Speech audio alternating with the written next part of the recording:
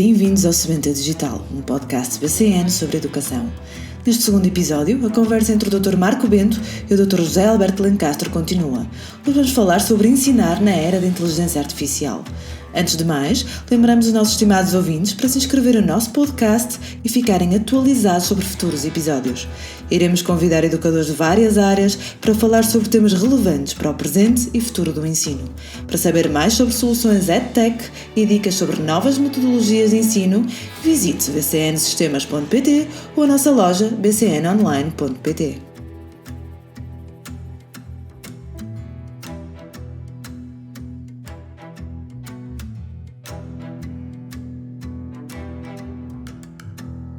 Estamos no episódio 2 do podcast Semente Digital, ensinar na era da inteligência artificial.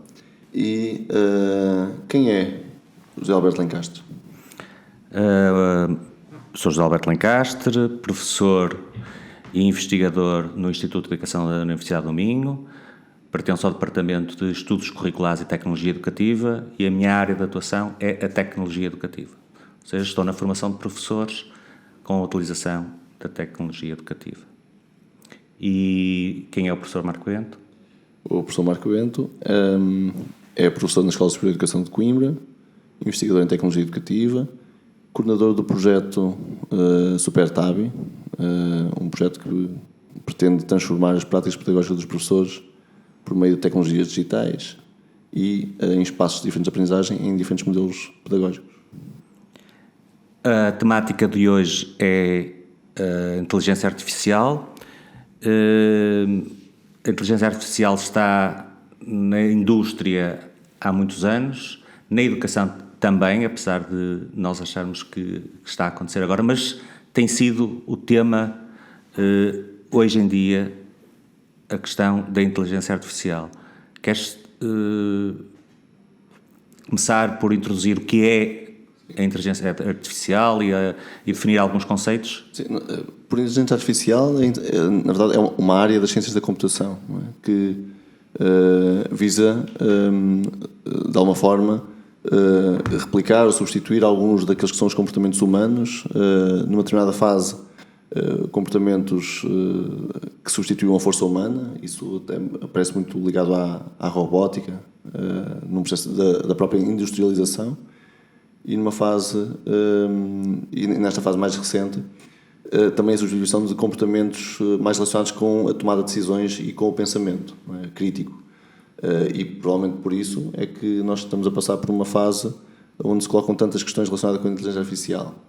Há aqui, se calhar, mais um ou outro termo que seria interessante nós também abordarmos e que são sistematicamente colocados na ordem do dia e que tenho algumas dúvidas que toda a gente os conheça. Um é a ideia de chatbot, não é? O chatbot, na verdade, nós já o usamos há muitos anos. Se pensarmos que quando entramos em qualquer site, ou até quando fazemos algum tipo de telefonema, estou-me a lembrar, por exemplo, seguros, telecomunicações, quando aparecem aquelas janelinhas que nos vão perguntando se eu preciso de ajuda, nós vamos respondendo, do outro lado vão-nos respondendo com as palavras-chave que nós vamos introduzindo, vão dando resposta. Isso, na verdade, acaba por ser um assistente que nós vamos tendo, que não é humano, mas que reage a um conjunto de palavras-chave e que se foram aprimorando. Do ponto de vista educativo, também já há um conjunto de aplicações que reage desta forma. O prompt é um outro termo curioso, que na verdade a tradução não deixa de ser uma instrução, que é aquilo que na verdade são as indicações que nós damos a uma aplicação de inteligência artificial, seja ela criador de imagens, de áudio ou texto, e que são as instruções precisas daquilo que nós, na verdade, conversamos com essa inteligência artificial. Eu disse propositadamente conversamos porque muitas vezes a inteligência artificial acaba por ficar a ideia de que é alguma coisa que é pesquisável, ou seja, como se nós, na verdade, usássemos a inteligência artificial como se fosse um Google. E não é, pois não? Não. O exemplo que estavas a dar de chatbot é engraçado porque passei por uma situação ontem em que tinha dezenas e dezenas e dezenas de e-mails que tive que alguns apagar, outros colocá-los nas diferentes pastas. E é engraçado porque a inteligência artificial ajuda imenso, porque quando abrimos um e-mail e depois quando queremos guardá-lo, os e-mails já nos indica qual é a pasta.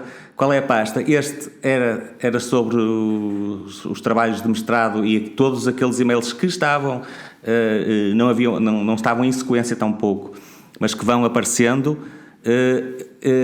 que eu quero guardar, e ele já me diz qual é a pasta onde eu quero guardar, e realmente consegui despachar uma centena de e-mails ali em poucos minutos, exatamente por causa dessa ajuda. Há um episódio curioso que também estava a recordar, de usar um chatbot, por exemplo, um telefonema para um hospital, em que a pessoa em causa vai colocando a questão de que quer uma consulta para o dia X, e do outro lado o chatbot vai respondendo: não temos, a não ser que seja com o médico Y.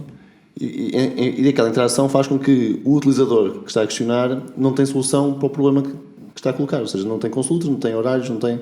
Enfim, é o nosso Serviço Nacional de Saúde também. Mas o que é curioso é que a dada altura começa a exasperar-se. E o chatbot do outro lado diz: não seria melhor marcar uma consulta de psiquiatria? O que é curioso, a forma como na verdade ele já está a fazer um diagnóstico à nossa própria interação. E isso é formidável, não é? Se pensarmos na forma como ela já está a interpretar. Eu digo ela, não sei se é ela ou se é um ele, mas voltando à questão, é alguma coisa que a interação é pesquisável? Provavelmente, quando estamos a falar agora de inteligência artificial, estamos a falar daquilo que tem sido o chat GPT e todas essas aplicações que permitem interação. Na realidade, aquilo não é um motor de busca, mas é uma aplicação poderosíssima para ajudar a pensar. É assim que eu a entendo, e é assim que eu a introduzo nas minhas aulas. Através de uma série de questões bem formuladas, e para nós termos questões bem formuladas temos seguramente que estar dentro do assunto. Por isso aquela ideia de que no chat GPT eu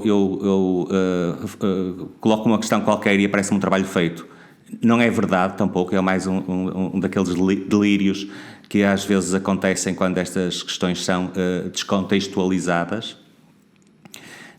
Mas é uma aplicação fantástica quando nós podemos ter em segundos respostas a questões que nos poderiam levar imenso tempo a encontrar.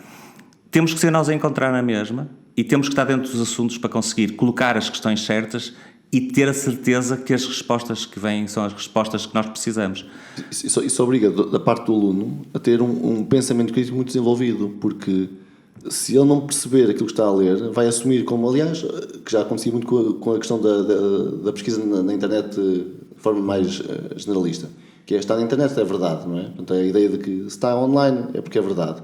E aqui essa verdade, se eles não forem confrontados também com os aspectos que na verdade têm que ser interpretados e eventualmente cruzados, diria eu, com outras fontes, fundamental para na verdade perceberem que aquilo implica um grau de aprofundamento e de imersão no conhecimento para o conseguirem interpretar corretamente. Às vezes, quando vejo a crítica à utilização destas aplicações na educação, lembro-me um bocadinho do que poderia ser o acesso que nós tínhamos quando estávamos nos bancos da escola, e que provavelmente haveria uma biblioteca na escola com alguns livros onde nós podíamos encontrar a informação de que precisávamos, e o salto para a internet, onde podemos ir buscar a informação a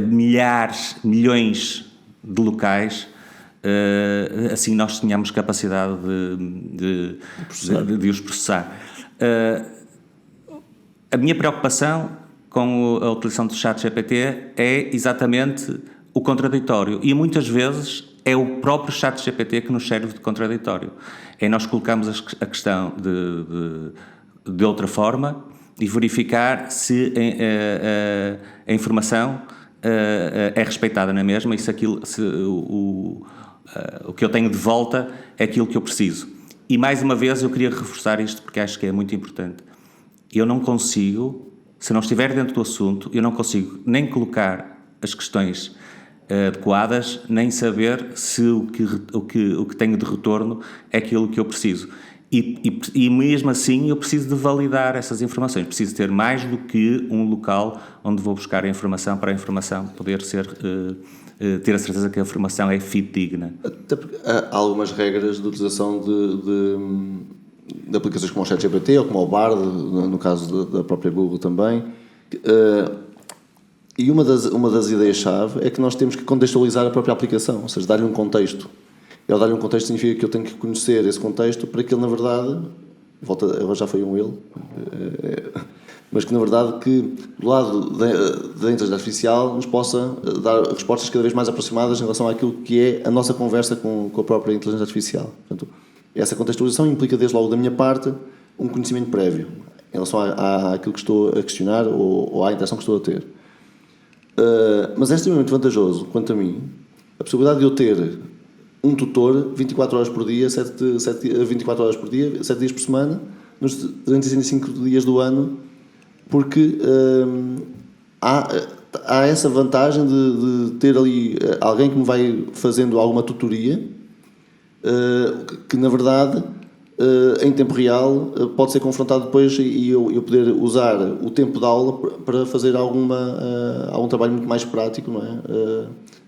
Mas já passei por uma experiência toda ela se calhar imersiva. Isso parece-me que é um aspecto interessante quando tenho do lado, muitas vezes, de muitos pais, não tenho conhecimento aprofundado sobre um conjunto de temas e eu poder ser ensinado no espaço escola a trabalhar com a inteligência artificial para que ela me possa ser muito útil quando eu estou fora dela, não é?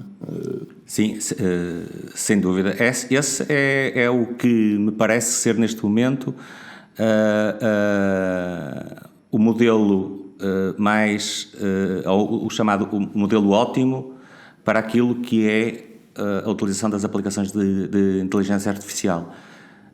Nós o aluno poder, quando está sozinho, poder ter um apoio, esse apoio que, como dizias, muitas vezes os miúdos não têm em casa, não terem irmãos mais velhos, não terem, os pais não os poderem ajudar, ou até nem terem tempo para o fazer. Por isso, há aqui um processo de regulação e de ensino de como utilizar a inteligência artificial e como é que ela nos pode apoiar quando nós precisamos dela. Pode ser nesse processo de alguma dificuldade que eu possa precisar de ter. E, por outro lado, o aluno também saber em casa, até poder preparar-se, e há situações em que eu peço aos meus alunos isso, que preparem em casa material para ser discutido na aula, a partir de um tema. E este processo crítico de em sala de aula, com o professor e com os colegas, validar aquilo que é o trabalho que o aluno faz antes da aula. Por isso, há várias formas de poder utilizar esta ajuda. A única que não é possível é proibir. Essa é que é a mensagem que para mim é importante. Fazer de conta que ela não existe, como há uns anos havia quem quisesse fazer de conta que o digital não estava aí, por isso a escola não precisava do digital. Agora também há quem ache que a escola não precisa da inteligência artificial. Acho que é um erro. Quando ela está a ser usada já em tantas áreas da sociedade. No dia lia que a primeira referência ao termo inteligência artificial é de 1956, que é grande parte de nós tem a ideia de que a inteligência artificial nasceu com o ChatGPT em novembro de 2022, portanto tem um ano, não é? Estamos a falar de referências muitíssimo anteriores. Significa que muitos dos nossos dados já estão a ser processados há muito tempo. Isso leva-me muitas vezes a pensar que o papel fundamental que a educação tem, no sentido desde logo o ético, ou seja, mais do que essa questão da proibição, é ajudarmos os alunos a terem um comportamento ético com a informação que encontram e onde é que a encontram e como é que a colocam. Acho sempre muita piada a isso, porque a roda já foi inventada, nós sabemos mas é preferível que, se eu não consigo reinventar a roda nesta fase, num primeiro momento, parece-me a mim que é importante que eu referencie quem a inventou. E esse pode ser o primeiro ponto para trabalhar com crianças pequeninas, quer dizer, quando vão buscar, estou a falar no caso do primeiro ciclo, em que recolhem algum tipo de informação em algum outro espaço, que a possam de alguma forma poder referenciar. Fui buscar isto a este livro, a este site, e esse parece-me que é um momento, um passo importante para, na verdade, os ajudar a estruturar do ponto de vista ético, não é? Para que depois, quando nós passamos para ambientes, aliás, desde logo os adultos, não é? terem todo esse processo já mais interiorizado. Agora, esse parece-me que é o grande dilema que nós atravessamos com a inteligência artificial, que é a questão ética e a questão relacionada com o processo de avaliação, não é? Sim, estava a pensar, enquanto te ouvia, estava a pensar que as primeiras experiências que eu fiz com os meus alunos de utilização do ChatGPT foi exatamente para ver a bibliografia atual, mais atual, sobre um determinado tópico. E ele responde-nos em segundos a bibliografia que eu depois posso ir consultar ou até pedir resumos de cada uma daquelas biografias e rapidamente perceber e selecionar a bibliografia que eu necessito. É óbvio que há questões éticas. Eu diria que as questões éticas estão de braço dado com aquilo que é a utilização que nós fazemos em sala de aula. Se nós pedimos a um aluno para fazer um trabalho e aceitamos que a partir de um determinado tema o aluno possa ir buscar esse trabalho com a ajuda do ChatGPT, isso não deveria ser possível, da mesma forma que durante anos e anos os alunos iam à internet buscar trabalhos que encontravam noutros sítios. Ou na biblioteca, e tiravam ipsis verbis do que estava no livro, não é? Exatamente, ou seja, da mesma forma que não é desejável, não é admissível que isso possa acontecer, que um aluno vá buscar a um ou vários livros informação e se aproprie intelectualmente daquela informação, também não é, e durante anos tivemos problemas com o plágio dos alunos que iam buscar trabalhos que encontravam na internet e entregavam.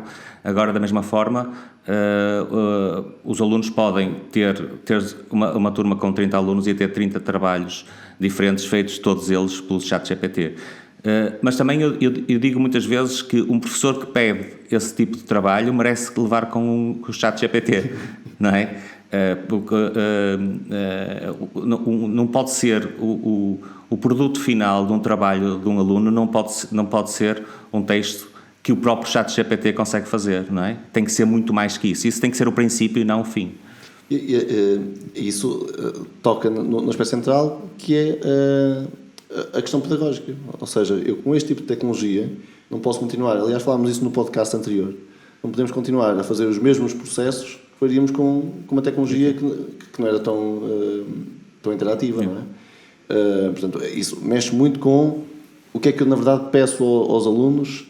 E eu estava-me a recordar que, por exemplo, fiz um exercício há um tempo em que coloquei as respostas, ou seja, aquilo que eu forneci aos alunos foram respostas, e aquilo que eu lhes pedi foi para que eles, na verdade, através da inteligência artificial, criassem as questões para aquelas respostas.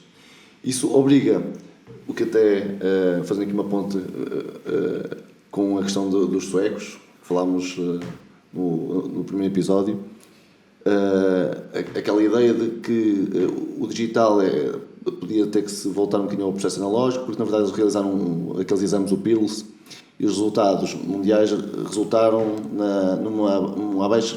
baixou um bocadinho a questão da interpretação. E o que está aqui em causa é exatamente a questão da interpretação.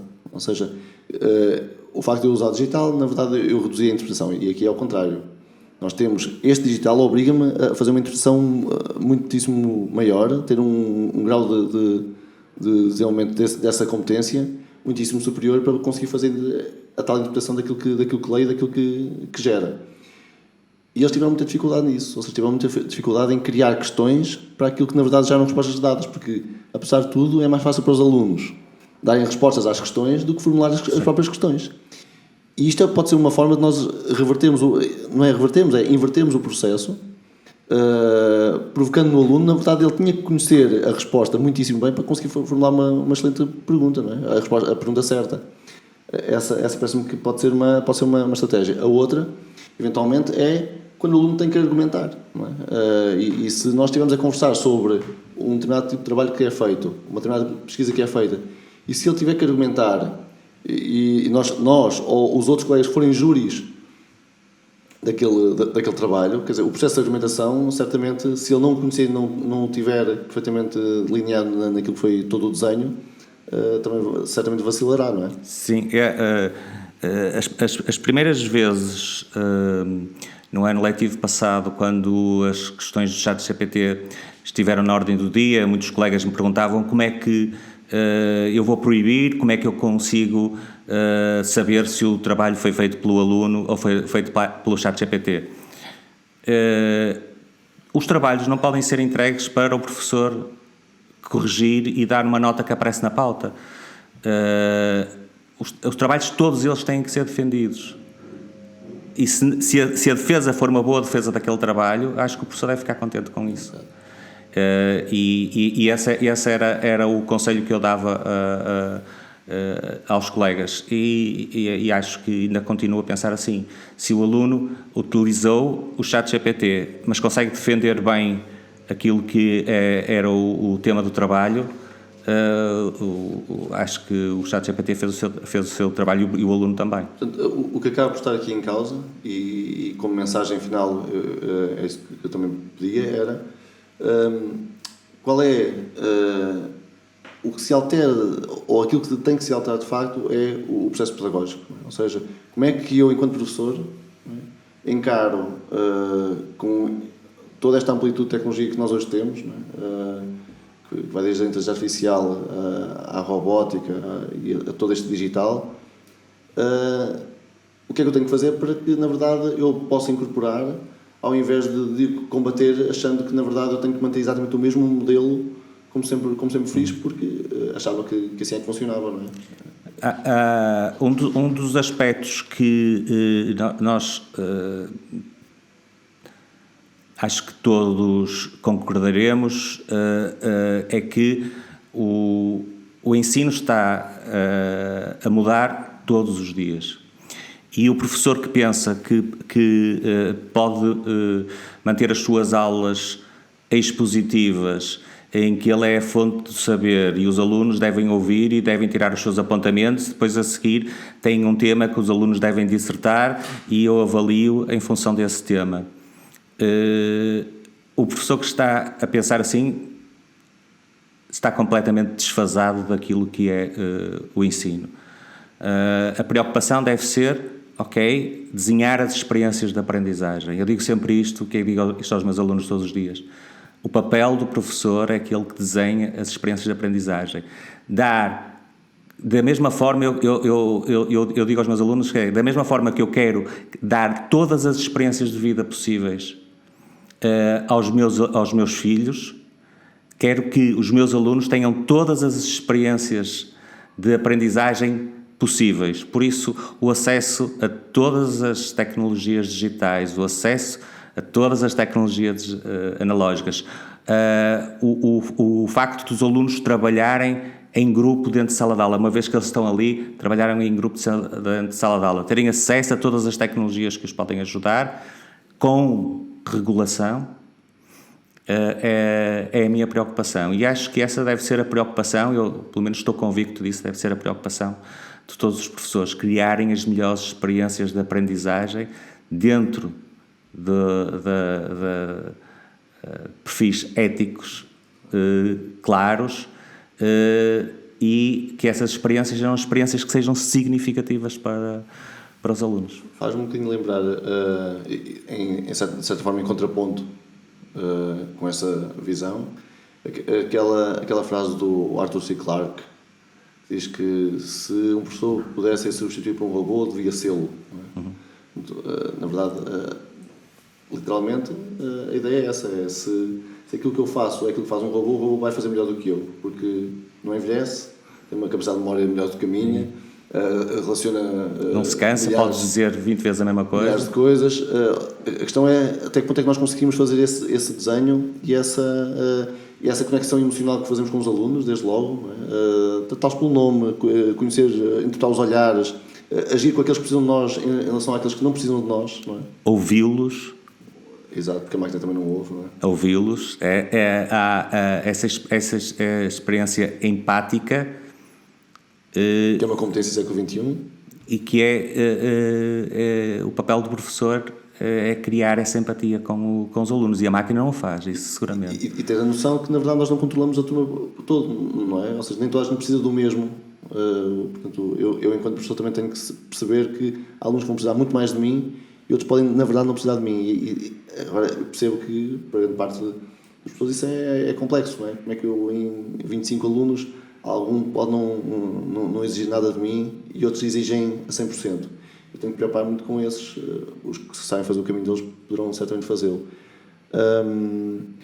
Pronto, terminávamos aqui, se calhar fazendo alguma sugestão numa palavra, uma palavra é pouco, não é? Se vamos usar uma frase, numa frase, qual era a sugestão que dávamos aos professores que estão a ouvir esta questão da inteligência artificial, e qual era o conselho que lhes podíamos dar? O meu conselho tanto dá para a questão da inteligência artificial como para qualquer outra questão ligada ao que é hoje em dia ensinar e aprender, que é: ouçam os vossos alunos. Era aqui que eu ficava. Muito bem. Acho que ficamos muito bem com esta ideia-chave. Obrigado. E para todos os nossos ouvintes, obrigada por se juntarem a nós no podcast Sebenta Digital da BCN. O tema da inteligência artificial trouxe-nos otimismo em relação ao futuro e abre horizontes para as potencialidades das novas ferramentas tecnológicas ao serviço da educação. O próximo episódio será Música para os nossos ouvidos. Vamos conversar sobre o impacto da música no processo de aprendizagem e no desenvolvimento do intelecto. Não perca esta conversa moderada pelo professor Marco Bento e a nossa próxima convidada. Até à próxima!